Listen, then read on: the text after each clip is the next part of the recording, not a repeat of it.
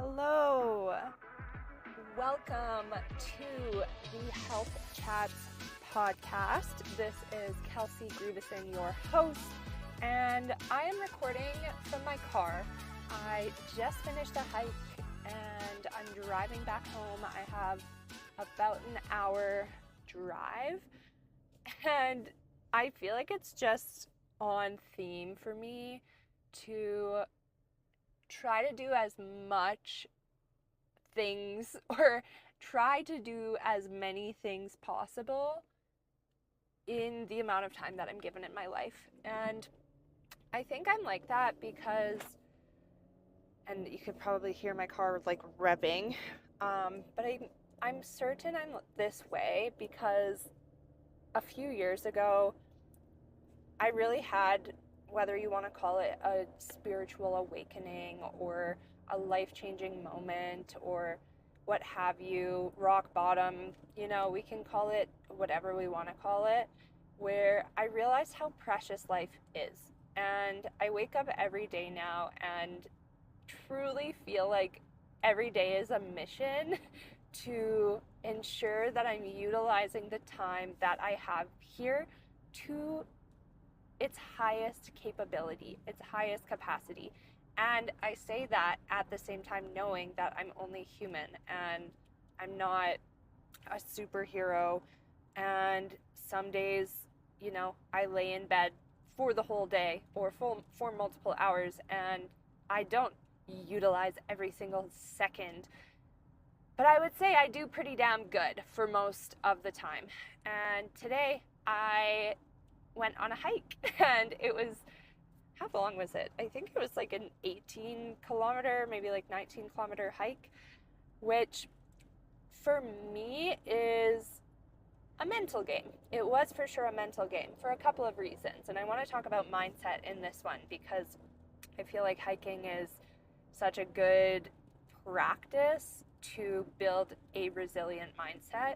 You can look at so many things in your life as a great practice for this, but hiking, for me, that's kind of like one of the things that helped me start to build more of that mental toughness and strength in one area of my life so I can do the same thing in other areas of my life. So this hike today, I decided at the last minute that I was gonna go do it. I usually work out through like on the middle.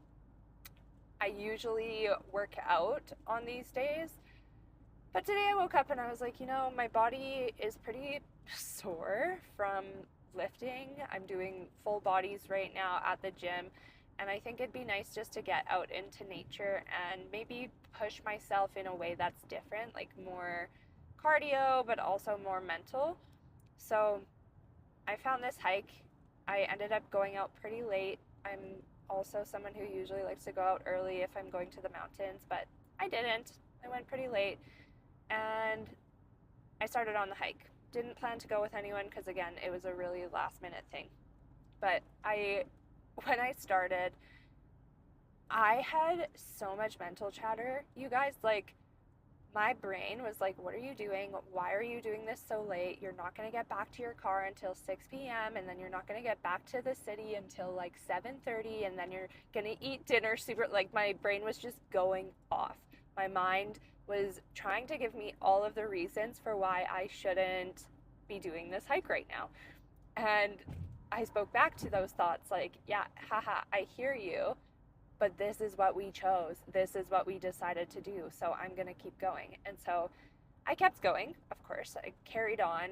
And I kid you not, like probably 5 more times before I got to the top, my mind was like, Kels, you could turn around here. Like, it's already been 5 kilometers. It's already been 7 kilometers. Like, you don't need to go any further. Like, what are you doing? And the thing is, when you do things solo, you become so much more aware of these thoughts, I would say, because there's not much else in the way of dialogue happening around you. Like, there's random people on the trail, yes, but it's like a hi, how are you? Where are you from?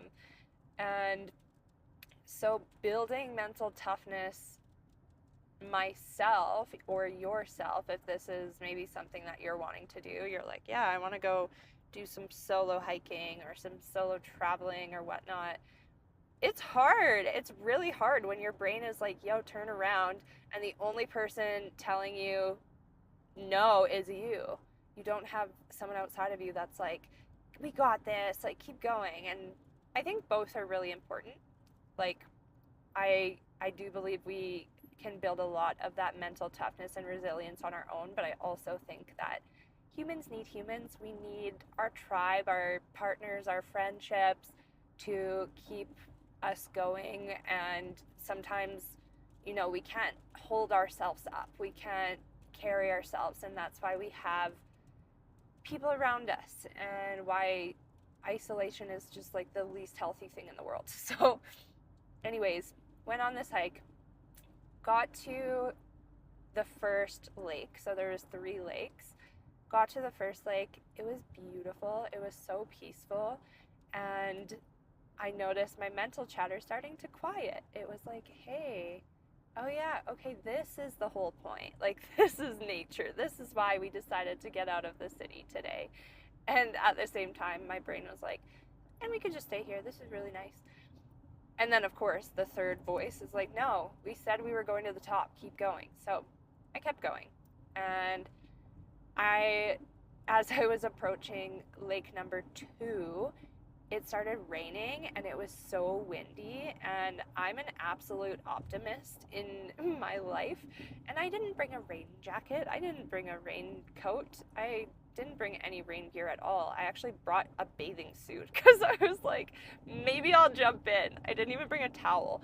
So I'm like getting up to lake number 2, and here comes the mental chatter again, being like, oh, you should probably turn around. Like, what if it's windy up there, and this is avalanche country? Like, what if the rocks come down and you're the only person up here and you die? Like, immediately, of course, my brain just goes to like worst case scenario. And those what ifs, those negative what ifs, they are anxiety. If we were to like kind of try to give anxiety description, the what ifs of the future, that's anxiety coming up.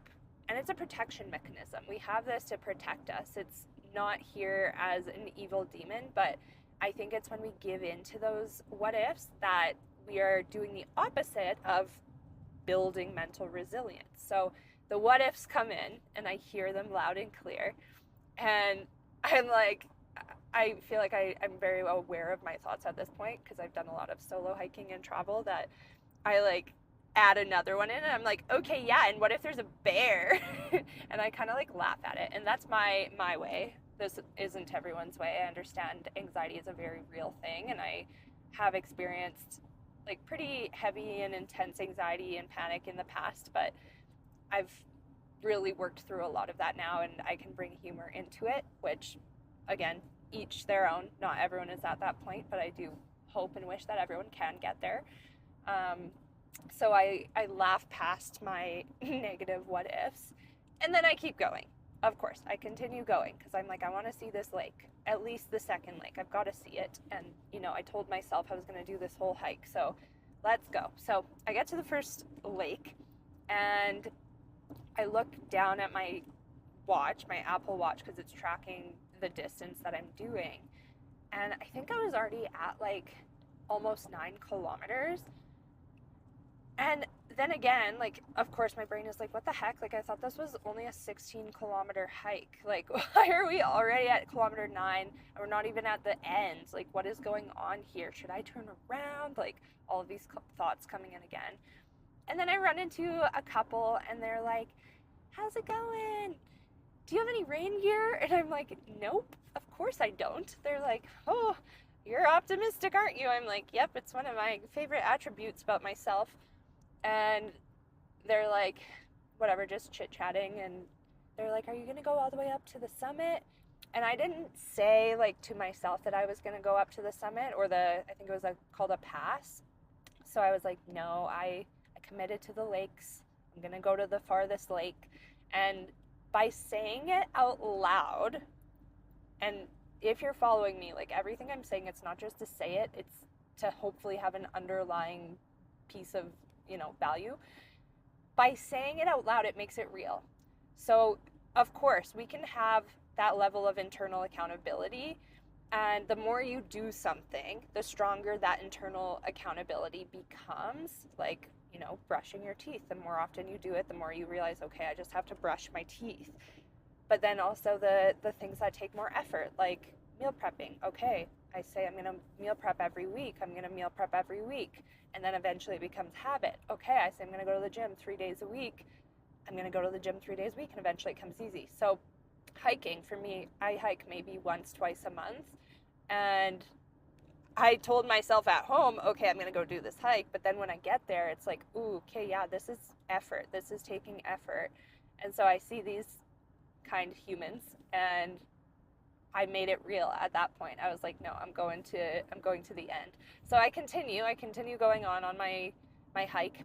And of course it's like getting a little bit scary, because whenever you're close to something, all of these external factors tend to come in that are like, ooh, you should turn around. It's getting windy, it's getting rainy. It's like you're on the edge of a mountain scaling it right now. Like, you should probably turn back.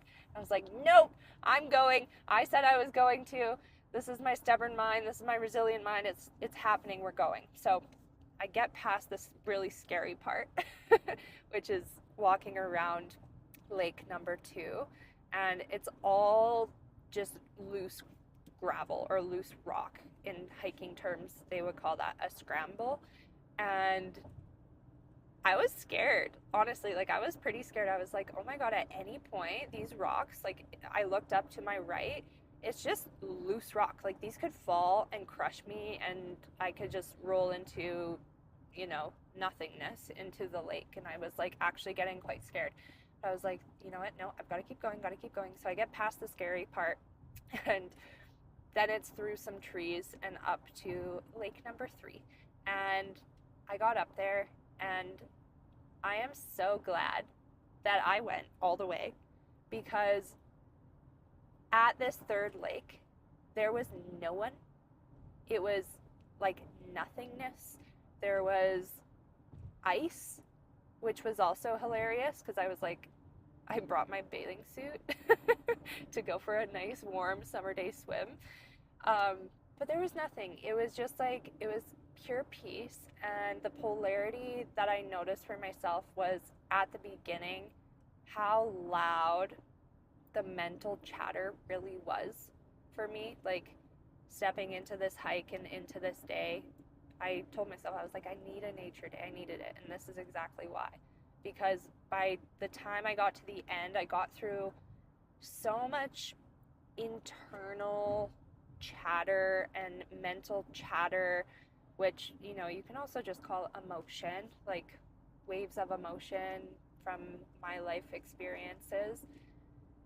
But by the end of the hike, I had thought through so many thoughts and went through so many, call them like internal decisions, internal choices, that really, in the grand scheme of things, weren't that important. And as I'm driving right now, look, there's like 4 goats, or do they call those mountain sheep?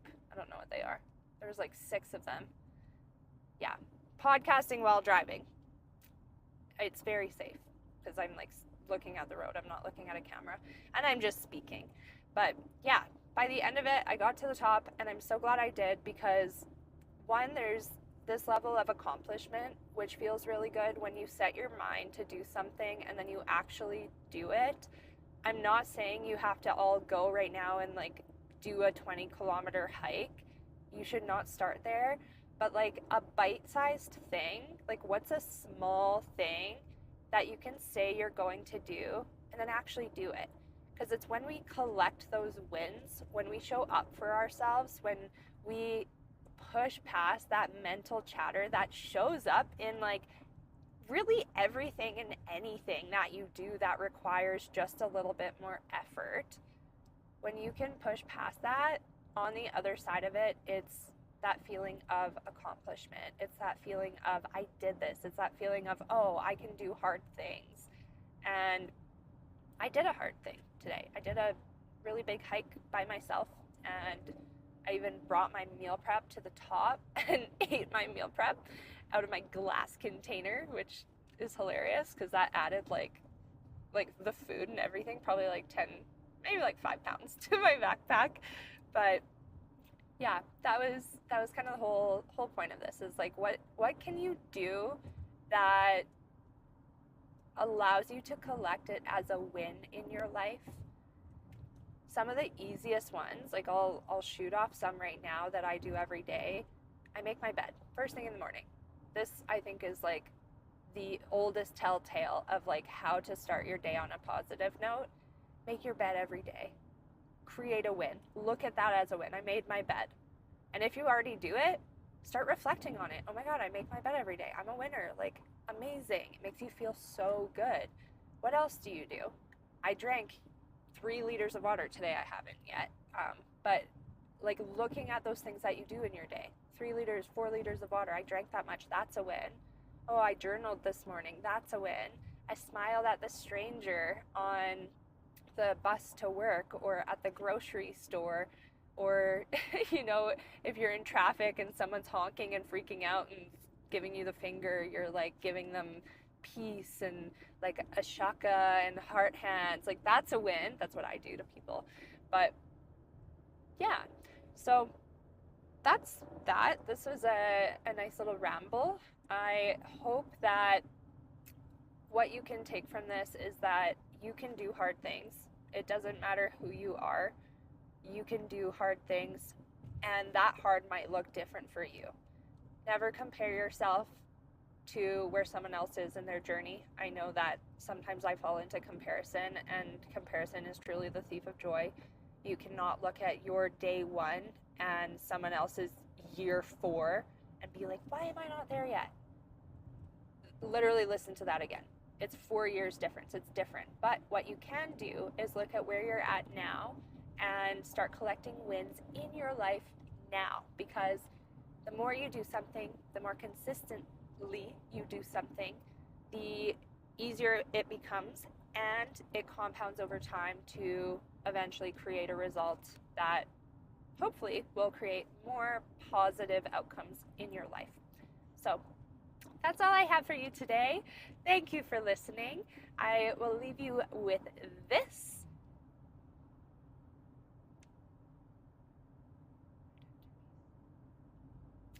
Stay curious, protect your peace, and go out there and live your potential, because you know that, I mean, we think we have more than one lives. That's the way some of us are living, but I think we might only have one. We don't really know what happens after this, so try to reach that potential in your life. Be your best self, do beautiful things, and always be kind. I will see you next time. Bye.